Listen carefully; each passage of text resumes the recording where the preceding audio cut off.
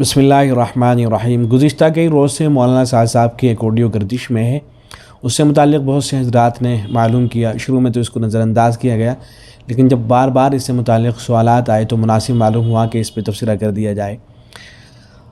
تبصرہ کرتے وقت اس کا خیال رکھا گیا ہے کہ صرف اسی آڈیو کو سامنے نہیں رکھا گیا ہے، بلکہ اس کا جو سیاق و سباق ہے اس کو بھی سماعت کیا گیا ہے۔ مولانا کا زیادہ پرانا بیان نہیں ہے، بلکہ پچھلے مہینے ہی کا ہے،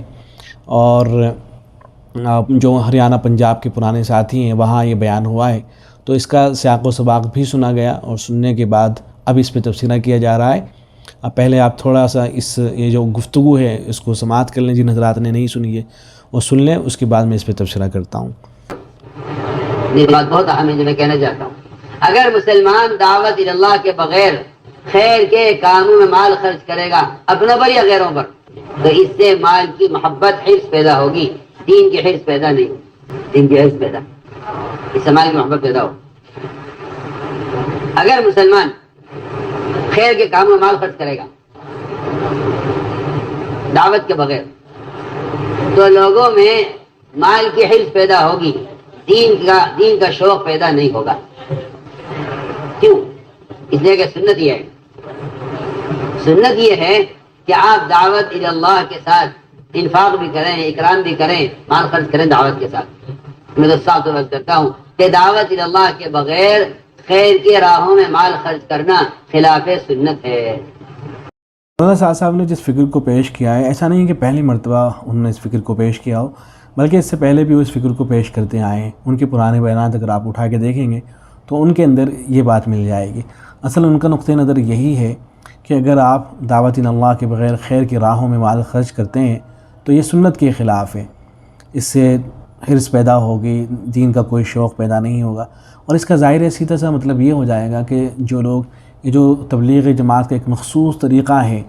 کہ لوگوں میں چل پھر کے دعوت دی جاتی ہے، تو اگر لوگ اس سے نہیں جڑتے ہیں اور پھر وہ دنیا کے جتنے بھی خیر کے کام ہیں ان کے اندر خرچ کرتے ہیں، یتیموں کے اوپر خرچ کرتے ہیں، غریبوں کے اوپر خرچ کرتے ہیں، مدرسے بنواتے ہیں، مساجد بنواتے ہیں، مکاتب کے اوپر خرچ کرتے ہیں، تو یہ دعوت اللہ کے بغیر سب کے سب خلاف سنت ہیں۔ یہ سیدھا سا اس کا مطلب ہو جائے گا۔ اصل مولانا جو ہیں وہ یہ سمجھتے ہیں کہ جو دین کی نصرت ہے اصل وہ دعوت اللہ کو کہتے ہیں۔ ان کے یہاں ہے کہ اصل دین کی مدد کرنے کا مطلب یہ ہے کہ آپ دعوت کے اندر خرچ کر رہے ہوں۔ اگر آپ کسی مسلمان پہ خرچ کر رہے ہیں یا کہیں اور خرچ کر رہے ہیں تو اسے دین کی نصرت نہیں کہا جائے گا، جبکہ ظاہر ہے یہ خیال بالکل صحیح نہیں ہے۔ دین کی نصرت صرف دعوت اللہ کو نہیں کہتے ہیں، یا جو مخصوص تبلیغ جماعت کا طریقہ کار ہے صرف دین کا شعبہ یہی نہیں ہے۔ یہ ہر کوئی جانتا ہے کہ دین کے مختلف شعبے ہیں۔ مولانا منظور نعمانی صاحب نے لکھا ہے رحمۃ اللہ علیہ، حضرت لکھتے ہیں عنوان قائم کر کے کہ دین کی خدمت و نصرت کے مختلف شعبے اور مختلف صورتیں۔ فرماتے ہیں کہ جیسے اوپر کی سطروں سے آپ نے سمجھ لیا ہوگا کہ اس کام کے مختلف شعبے ہیں: دعوت و تبلیغ، تعلیم و تزکیہ، امر بالمعروف اور نہی عن المنکر، اور قتال فی سبیل اللہ۔ دین کی نصرت کا لفظ جس کے معنی ہے دین کی مدد، اور اسی طرح جہاد اور جہد کا لفظ جس کے معنی ہے کسی مقصد کے لیے پوری محنت و کوشش، اپنے اصل معنی کے لحاظ سے خدمت دین کے ان سب شعبوں پر حاوی ہے۔ اور قرآن مجید میں یہ دونوں لفظ بکثرت اسی عام معنی میں استعمال ہوئے ہیں، اور بعض مقامات پر نصرت دین کی آخری مخصوص شکل یعنی قتال فی سبیل اللہ کے لیے استعمال ہوئے ہیں۔ تو لہذا آدمی اگر کہیں پہ خرچ کر رہا ہے، دین کے کسی بھی شعبے کے اندر خرچ کر رہا ہے تو وہ دینی کے اوپر خرچ کر رہا ہے۔ ایسا نہیں ہے کہ اگر آدمی تبلیغ جماعت سے جڑے گا پھر اس کے بعد خرچ کرے گا تو تبھی جو ہے اس کو خرچ کرنا، خیر کے کام میں خرچ کرنا کہا جائے گا، یہ کہ ورنہ تو اس کو خلاف سنت کہا جائے گا۔ ظاہر باتیں صحیح نہیں ہیں، اور افسوس کی بات یہ ہے کہ اپنی اس بات کو ثابت کرنے کے لیے کہ اگر کوئی آدمی دعوت اللہ کے بغیر خیر کے کام میں خرچ کرتا ہے تو خلاف سنت ہے، بعض روایتوں سے استدلال کرنے کی کوشش بھی کی ہے، اور جو روایتیں ذکر کی گئی ہیں ان روایتوں کے اندر کہیں اس طرح کی بات نہیں آئی ہے۔ مثال کے طور پر حضرت عبداللہ بن رواحہ رضی اللہ تعالیٰ عنہ کا ایک واقعہ سنایا گیا ہے کہ اللہ کے نبی صلی اللہ علیہ وسلم نے ان کو جہاد کے اندر بھیجا۔ جہاد کو تو یہ حضرات جماعتی کہا کرتے ہیں، بہرحال جہاد کے اندر بھیجا تو جمعہ کا دن آ گیا تو صحابہ اکرام چلے گئے، صحابی پیچھے رہ گئے، نبی اکرم صلی اللہ علیہ وسلم کے پیچھے نماز پڑھی۔ جب نماز سے فارغ ہو گئے تو اللہ کے نبی صلی اللہ علیہ وسلم نے معلوم کیا کہ ما منعک ان تغدو مع صحابہ، کہ تمہیں کیا ہو گیا کہ تم صحابہ کے ساتھ میں نہیں گئے؟ تو انہوں نے فرمایا کہ اس لیے نہیں گئے تاکہ آپ کے پیچھے نماز پڑھوں۔ تو اللہ کے نبی صلی اللہ علیہ وسلم نے ارشاد فرمایا کہ لو انفقت ما فی الارض ما ادرکت فضل غدوتہم، کہ اگر زمین کے اندر جو کچھ بھی ہے اس تمام کو تم خرچ کر دو تو تب بھی جو حضرات چلے گئے ہیں جہاد کے اندر تو تم ان کی فضیلت کو حاصل نہیں کر سکتے ہو، صبح میں نکلنے کی فضیلت کو تم حاصل نہیں کر سکتے ہو۔ تو یہ روایت ہے۔ اب بتائیے اس کے اندر کہاں کوئی اس طرح کی بات نقل ہوئی ہے کہ جس سے یہ لازم آتا ہو کہ اگر کوئی آدمی دعوت تبلیغ سے جڑے بغیر دوسرے کام میں خرچ کر رہا ہے تو ایسی صورت میں وہ سنت کے خلاف کر رہا ہے۔ اس میں کوئی اس طرح کی بات ذکر نہیں ہوئی ہے۔ یا ایسی جو اور روایتیں سنائی گئی ہیں، مثال کے طور پر یہ روایت ہے غدوۃ و روحۃ فی سبیل اللہ خیر من الدنیا وما فیہا، تو اس طرح کی جتنی بھی روایتیں سنائی گئی ہیں ان کے اندر کوئی اس طرح کا مضمون بیان نہیں ہوا ہے، بلکہ ہم تو حضرت مولانا کی خدمت میں خود یہ عرض کریں گے ادباً، نہایت ادب و احترام کے ساتھ، کہ حضرت مولانا آپ ایک بات فرمائیں، یہ جو روایتیں آئی ہیں، جتنی بھی روایتیں مذکور ہوئی ہیں، بے شک علماء کا ان روایتوں کے بارے میں یہ خیال ہے کہ یہ اگرچہ روایتیں مخصوص واقعے سے متعلق ہیں لیکن ان کے اندر عموم ہے، یعنی اس کے اندر جہاد بھی شامل ہے، اس کے اندر امر بالمعروف نہی عن المنکر بھی شامل ہے، اس کے اندر حج بھی شامل ہے، خیر کے جتنے بھی کام ہو سکتے ہیں وہ سب کے سب اس کے اندر شامل ہیں۔ اہل علم نے ان روایتوں سے متعلق یہ بات لکھی ہے۔ لیکن ایک آدمی جہاد سے وابستہ ہے مثال کے طور پر اور جہاد کے اندر لگا ہوا ہے اور وہ یہ کہتا ہے ان روایتوں کو سامنے رکھ کے کہ اگر کوئی آدمی خیر کے جتنے بھی کام ہیں سب کے اندر مال خرچ کرے لیکن وہ جہاد سے نہ جڑا ہوا ہو تو اس کا خیر کے کاموں میں خرچ کرنا یہ خلاف سنت ہے۔ آپ ہی کو مخاطب بناتے ہوئے کہے کہ آپ جو تبلیغ کا ایک مخصوص طریقے سے کام کرتے ہیں تو اس میں لاکھ آپ مال خرچ کر لیجئے لیکن جب تک کہ آپ جہاد کے اندر نہیں نکلیں گے اس وقت تک آپ جو ہے سنت کے خلاف کر رہے ہیں۔ آپ کا اس طرح سے خرچ کرنا اس کا کوئی فائدہ ہونے والا نہیں ہے۔ اگر کوئی آدمی اس طرح کی باتیں کرتا ہے تو آپ کا جواب اس شخص کے بارے میں کیا ہوگا؟ ایک چیز کی جانب میں اور توجہ دلانا چاہوں گا، خاص طور سے ان حضرات کی بھی جو مولانا صاحب سے وابستہ ہیں، ان سے جڑے ہوئے ہیں، کہ کی اگر آپ گفتگو کو سنیں اصل ایسا ہوتا ہے کہ اپنی فکر کو ثابت کرنے کے لیے کتابوں کے اندر وہ چیز مذکور ہوتی نہیں ہے لیکن وہ اپنی طرف سے بھی بیان کر دیتے ہیں۔ اس کی مثال دیکھیں، مثال کے طور پر انہوں نے یہ جو بیان ہوا ہے اسی کے اندر مشکوٰۃ شریف کی جو شرح ہے مظاہر حق، اس کے حوالے سے ایک بات کو بیان کیا ہے۔ بات کیا بیان کی ہے؟ بات اس طرح سے بیان کی ہے کہ مظاہر حق کے اندر اتباع سنت کا جو باب لکھا ہوا ہے اس کے اندر یہ بات لکھی ہے کہ اگر ساری کی ساری امت مل کر محمد صلی اللہ علیہ وسلم کی وفات سے لے کر قیامت تک ساری کی ساری امت اخلاص کے ساتھ اللہ کو راضی کرنے کی غرض سے اگر سارے خیر کے کام کرے، مسجدیں بنوائے، مدرسے بنوائے، کنویں کھدوائے، یتیم خانے تعمیر کرائے، بیواؤں اور یتیموں پر مال خرچ کرے، سارے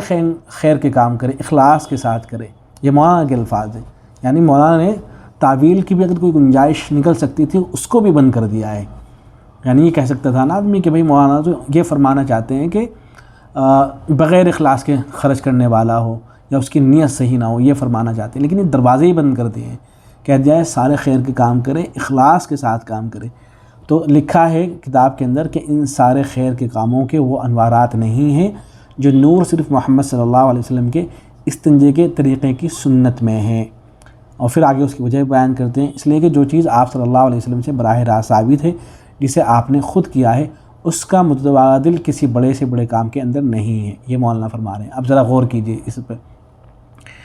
کیا نبی اکرم صلی اللہ علیہ وسلم نے مسجدیں بنوانے کی ترغیب نہیں دی ہے؟ کیا نبی اکرم صلی اللہ علیہ وسلم نے کنویں کھدوانے کی ترغیب نہیں دی ہے؟ کیا نبی اکرم صلی اللہ علیہ وسلم نے یتیموں پر خرچ کرنے اور بیواؤں کے اوپر خرچ کرنے کی ترغیب نہیں دی ہے؟ جس طریقے سے نبی اکرم صلی اللہ علیہ وسلم نے استنجا کرنے کا طریقہ سکھلایا ہے، اسی طریقے سے دوسرے کام بھی تو سکھلائے ہیں۔ تو یہ تو سارے ہی کام سنتوں سے ثابت ہیں، سارے کے سارے کام نبی اکرم صلی اللہ علیہ وسلم کی سنتوں سے ثابت ہیں۔ اب یہ تقابل کرنا شروع کر دینا کہ ایک طرف تو استنجے کی سنتیں اور دوسری طرف سارے خیر کے کام، تو استنجے کی جو سنتوں پہ عمل کرنے والا شخص ہے وہ بہتر ہے اس سے جو سارے خیر کے کاموں کے اندر خرچ کر رہا ہے۔ یہ استدلال کیسے درست ہو سکتا ہے؟ بھئی یہ سارے کام نبی اکرم صلی اللہ علیہ وسلم سے ثابت ہیں، تو یہاں تقابل ہی درست نہیں ہے۔ اور حوالہ کیا دے دیا کہ مظاہر حق کے اندر یہ بات لکھی ہوئی ہے۔ مظاہر حق کے اندر دیکھ لیجئے کیا لکھا ہوا ہے، وہاں لکھا ہے کہ سنت پر عمل کرنا اگرچہ وہ معمولی درجے کی ہو، بدعت پیدا کرنے اور بدعت پر عمل کرنے سے بہتر ہے۔ وہاں سنت کا تقابل بدعت سے ہو رہا ہے اور آج جناب نے سنت کا تقابل سنت سے کر دیا ہے۔ دیکھیں کس طرح سے استدلال کیا گیا ہے۔ پھر آگے لکھتے ہیں کہ اگرچہ وہ بدعت حسنہ ہو، اس لیے کہ سنت نبوی کے اتباع و پیروی سے روح میں جلا پیدا ہوتا ہے، جس کے نور سے قلب و دماغ منور ہوتے ہیں۔ اس کے برخلاف بدعت ظلمت و گمراہی کا سبب ہے۔ مثلا بیت الخلاء میں آداب سنت و شرع کے مطابق جانا سرائے بنانے اور مدرسہ قائم کرنے سے بہتر ہے، کیونکہ اگر کوئی شخص ان آداب کی رعایت کرتا ہوا بیت الخلاء جاتا ہے جو حدیث سے منقول ہے تو وہ سنت پر عمل کرنے والا کہلائے گا، برخلاف اس کے کہ اگرچہ مدرسہ قائم کرنا اور خانقاہ بنانا بہت بڑا کام ہے، لیکن چونکہ وہ بدعت حسنہ ہے اس لیے اس معمولی سی سنت پر عمل کرنے والا اتنے بڑے کام کرنے والے سے افضل ہوگا، اس لیے کہ آداب سنت کا خیال کرنے والا اور سنت کی پیروی کرنے والا مقام عروج اور قرب الہی کی طرف ترقی کرتا ہے، مگر سنت کو ترک کرنے والا مقام علیہ سے نیچے گرتا ہے۔ نتیجہ یہ ہوتا ہے کہ ایسی چیزیں جو افضل و اعلیٰ ہوتی ہیں انہیں ترک کرتا رہتا ہے، یہاں تک کہ ایک مقام آ جاتا ہے کہ وہ قساوت قلبی کے مرتبے کو پہنچ جاتا ہے، جسے رائن اور تباہ کہتے ہیں۔ یہ ساری کی ساری عبارت ہے۔ اب اس میں صرف ایک جملہ آیا ہے کہ بیت الخلاء کہ مثلا بیت الخلاء میں آداب سنت و شرع کے مطابق جانا سرائے بنانے اور مدرسہ قائم کرنے سے بہتر ہے، یہ جملہ ہے۔ ابھی ہونا کیا چاہیے تھا یہاں پر، یہ جو کتاب کے جو شارح ہیں تو اس جملے کی تعویل کی جاتی کہ ان کی مراد یہ ہے، اس لیے کہ اگر ان کی اس بات کو صحیح تسلیم کر لیا جائے کہ بیت الخلاء میں سنت کی رعایت کے ساتھ جانا یہ مدرسہ قائم کرنے سے بہتر ہے، تو پھر تو آپ کے یہاں جو مدرسہ بنایا ہوا ہے آپ اس کو بند کر دیجئے۔ پھر تو ظاہر ہے یہاں آپ کو تعویل کرنی پڑیں گے نا کہ کس طرح کے مدرسے مراد لے رہے ہیں۔ آپ یہ کہیں گے کہ یہاں مدارس سے مراد یا خانقاہوں سے مراد ایسے مدارس سے خانقاہیں ہو سکتی ہیں جو اہل بدعت کی ہوں، یا یہ تو بدعت حسنہ کو بھی ناجائز، ان کا تو کانسیپٹ یہ ہے نا جو شارح ہیں کہ جو بدعت حسنہ ہوتی ہے اس کو بھی یہ ناجائز کہتے ہیں، جو کہ اس سے پہلے لکھا ہے۔ تو کسی بھی شخص کی کوئی عبارت اٹھانا اور پھر اس سے غلط استدلال کرنا شروع کر دینا کس طرح سے درست ہو سکتا ہے؟ اور اگر کسی کی عبارت بھی موجود ہے جو بظاہر اس طرح کی ہے کہ اس سے دوسرے کاموں کی تخفیف لازم آ رہی ہے تو وہاں آپ اس کی کوئی نہ کوئی تعویل کریں گے نا کہ ان کو اصل یہ بات کہنی چاہیے تھی، یا یہ کہ ان کی بات کا یہ مطلب ہو سکتا ہے، تو وہاں تو تعویل کی جائے گی نا، نہ یہ کہ آپ اس نقطے کو اٹھا کر آپ کی جو فکر ہے اس کے لیے اس کی تائید اس سے کرنا شروع کر دیں گے۔ تو اس طرح سے بہرحال جو باتیں آپ فرما رہے ہیں وہ تو یہاں پر مذکور ہی نہیں ہے، اور جو بات مذکور ہے تو اس کی بھی تعویل کرنی پڑے گی، ورنہ تو پھر آپ کو جو آپ نے جو مدرسہ بنایا اس کا مطلب تو یہ ہے کہ وہ غلط ہے اور صرف وہی صحیح ہے کہ آپ جو ہے بیت الخلاء کے اندر سنت کے مطابق جایا کریں۔ میں پھر عرض کرتا ہوں، مشکات شریف کی شرح ہے مظاہر حق، شریف کی شرح ہے مظاہر حق، اس میں لکھا ہے اتباع سنت کے باب میں لکھا ہے کہ اگر کوئی شخص